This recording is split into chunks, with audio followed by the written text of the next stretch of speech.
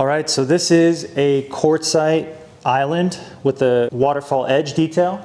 Now it's really important if you're installing quartzite in your house, you have to miter the edges. If you do a laminated edge, which means you're kind of sandwiching the stone like that, versus cutting the stone at a 45-degree angle, so the seam is almost invisible. That's key with quartzite. Quartzite is porous, so when you have a seam, this is an example of a seam. One full slab wouldn't fit this whole span because it's more than the length of the slab.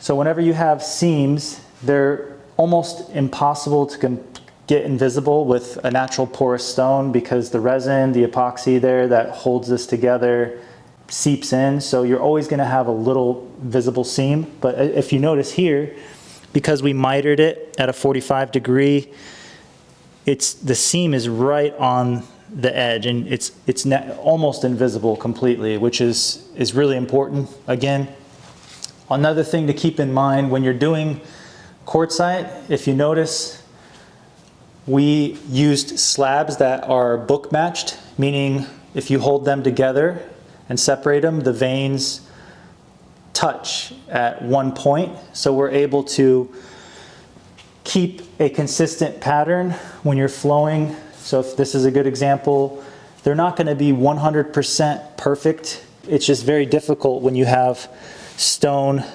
countertop because this extends back 1.25 inches more, and then you have another 1.25 inches on top.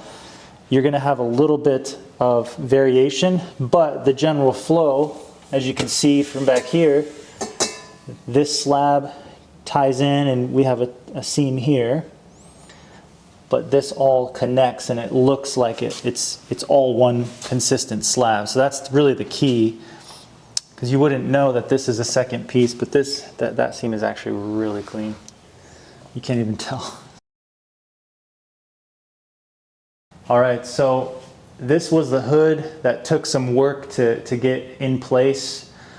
We were having to figure out exactly the best way to install our quartzite without, taking down the cabinets, because these were existing. We refaced them, so we weren't putting in new cabinets. So what we ended up doing was we dry fit the hood, meaning we set it up in place. We figured out where our penetration needed to be for the exhaust duct to the exterior. So this is an exterior wall. We then, if you look at this span here, it's about 140 inches, and our slab of quartzite was only about 126 or so. So we're not able to do a full slab, so we know we needed at least one seam. And this piece, if we were to cut in one section and put it in, it's very difficult to not have it break on this small piece. So we elected to go with 2 small seams on the left and right. So we were able to install this first.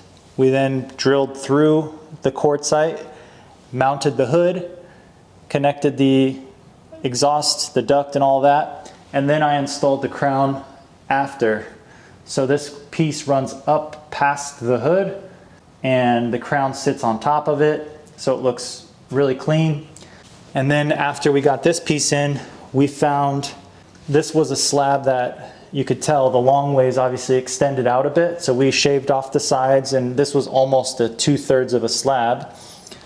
We found the best matching vein out of one of the other remnants, and we were able to make it look as if it was supposed, one piece. So that's a key with doing large backsplashes. You have to really plan out your design. You have to make sure you lay out the template. So in other words, prior to us even cutting this, we don't just measure, but we actually create a template so we can take that and physically place it on the slab at the shop and make sure we cut exactly, the right veining, and we can see how everything will look before we bring it on site and go, oh, well, that doesn't match up. We lay everything out ahead of time. So again, planning and then making sure you have book match slabs is really important, so the veins flow and they connect.